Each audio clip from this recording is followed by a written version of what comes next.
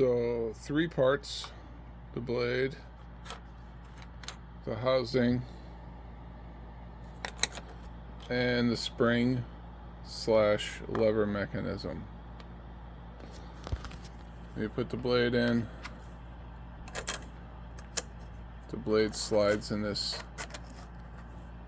chamber, catches at the top. Yeah, sorry about the video here. Catches at the top.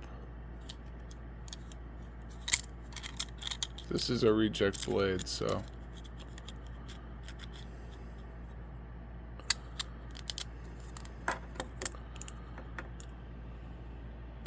it catches at the top when it goes up, and then locks at the bottom. See the locking mechanism right there. Locks at the bottom and locks at the top. The spring gives it tension, and as the mechanism comes up, that little tab, this little tab right here, the spring tension increases, and then the tab pushes the little catch off of the lever.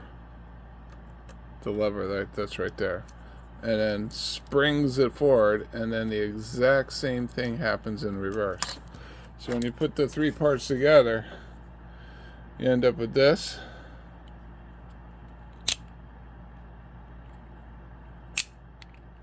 And it works just like that.